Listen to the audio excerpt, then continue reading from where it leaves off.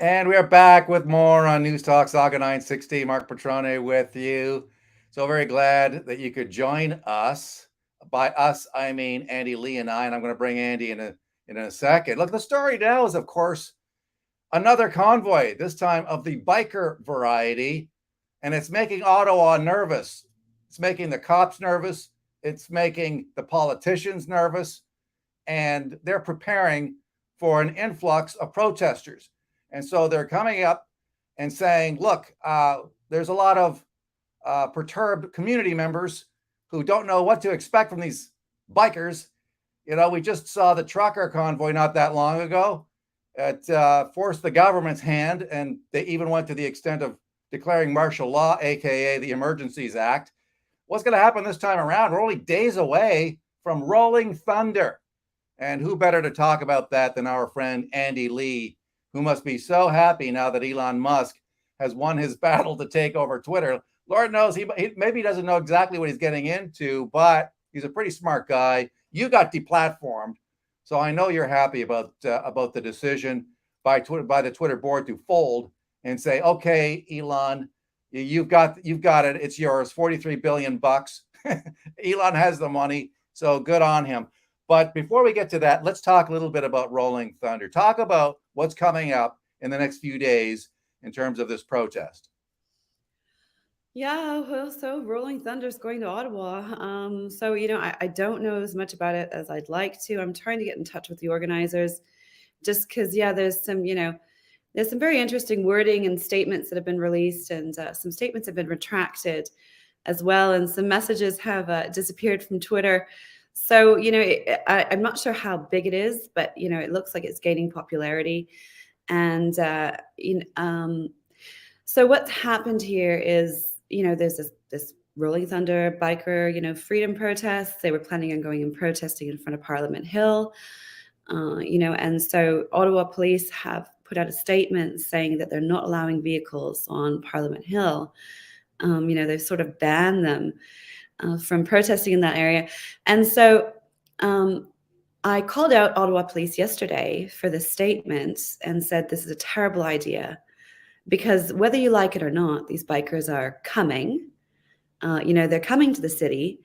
So, the best place for them to be is congregated in one place in front of Parliament Hill because, that area has already seen the protests. They know how to deal with it, right? They're somewhat desensitized to them. And you don't want all of a sudden last minute plans changing and then bikers roaming all over the city, congregating in other places or out in communities. And so there's safety concerns here. So I said this is a terrible idea. You guys should have been prepared for them to come where they planned on going, which is Parliament Hill. And I'm not sure what legal basis you have to say that they're not allowed to drive bikes in front of Parliament Hill. I called out David Anber, a criminal lawyer, and he got on board saying there was no legal basis. And so what happened is that Jim Watson then came out. This is the mayor of Ottawa. The mayor of Mayor of Ottawa. Ottawa. Yeah. Yes. The mayor of Ottawa. So he came out on Twitter and he said this statement put out by police is false. And I was like, I was kind of laughing and I was like, really, it's false, eh? Okay. Well, let's read the statement. Let's read part of it, okay? So the Yeah. Ottawa Police Service has developed an enhanced operational approach to manage the Rolling Thunder event. You know, there was a Rolling Thunder review. I mean, I'm old enough to remember Bob Dylan's Entourage event scheduled for April the 30th, along with any impacts from the arrival of participants on April the 29th. We have heard the concerns of the community. Since February, we've adjusted our overall approach to all demonstrations, protests, events, and rallies. The right to lawful and peaceful demonstrations will always be protected. Well, just ask the protesters who had their accounts frozen. We will not allow for unsafe or unlawful conditions that could lead to another unlawful protest as seen in February. So here we are. They're wringing their hands, kind of worried on one hand, but on the other hand saying, we're not going to let this get out of hand. Boy, this could get interesting, Andy. I think it's going to be very, very interesting. And so, I got to know some people from Fox News, And so after Jim Watson put out this, this message saying this statement's false, Greg Uri from Fox News, producer at Fox News, put up the actual email that came from Ottawa police. It's an Ottawa police email address saying, we're going to put out this statement. So, he completely just blew Jim Watson out of the water, and Jim Watson ended up deleting his tweet, saying that this statement was false and that this was false information. So, it was a really lively day on Twitter for that. And you can pull that out, and there we go. So Jim Watson had to get rid of that after he was, the statement was shown to him coming from an Ottawa police email address. Right. So let's look at this. Okay, the original tweet was let's see, update. Jim Watson has deleted his tweet without explanation. He originally claimed the statement issued by Ottawa police, which unlawfully warned bikers not to protest downtown, was false. Okay, so he was proven to have what? Told a mistruth. Well, I mean, it was obviously a statement that was sent by Ottawa police to the Rolling Thunder gang. So so he had to go and join the Hall of Shame of deleted tweets and get rid of that message. And I mean, it looks good on him, right? Because I mean, he was one of the ones that was sort of propagating the arson rumor back during the trucker protests. So these are the sort of shenanigans that are going on already.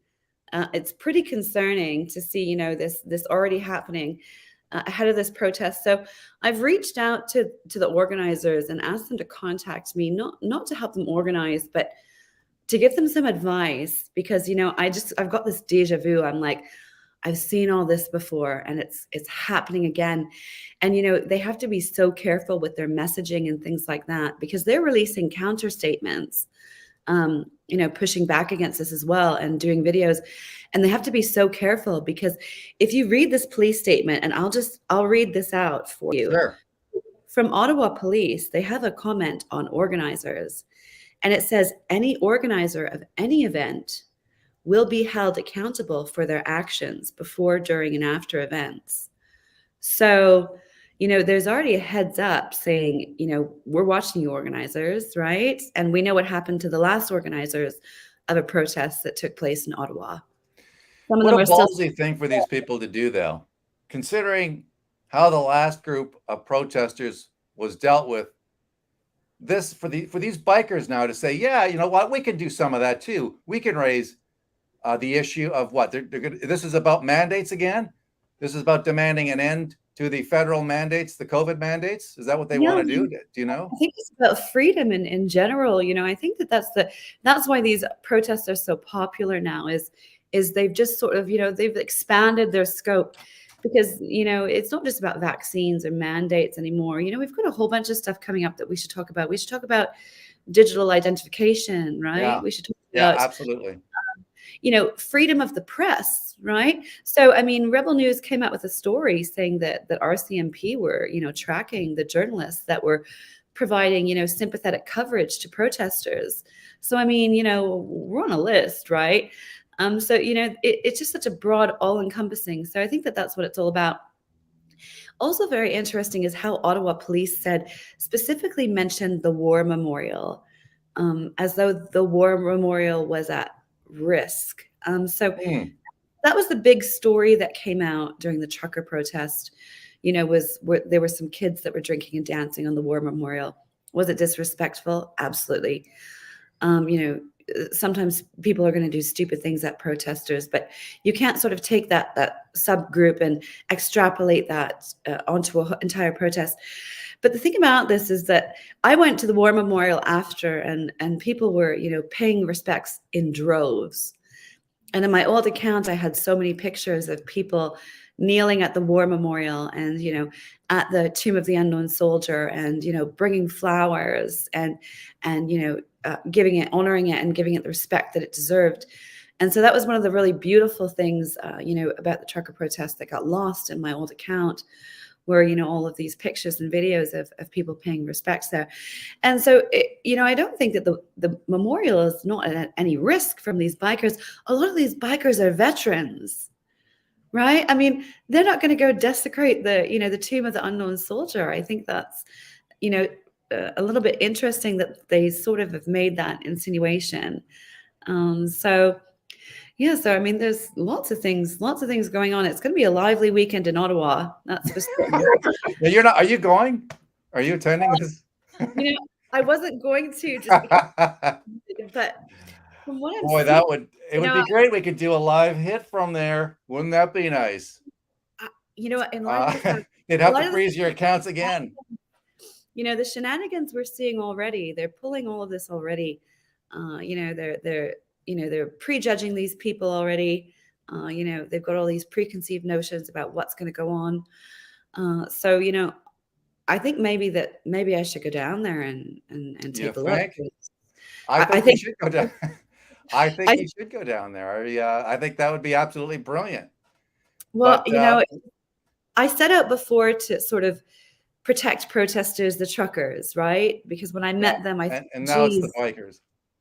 I thought, geez, you know what? These people are going to be slandered. They're going to be smeared. They're going to be mischaracterized. They're going to be demonized. And they don't really have a strong voice. And so, I tried to lend them my voice. Of course, my voice ended up being silenced. And there are some Twitter pleas going out to Elon Musk to, bring back Hannah Bananas.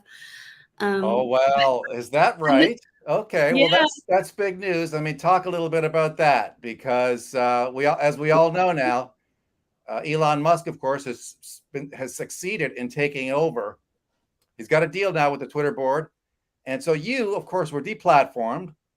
Hannah Bananas bit the dust, was booted. So, I mean, this must kind of be a good day for you. Well, it's interesting because, Twitter never they never heard my appeal or anything like that, and they still didn't give a reason.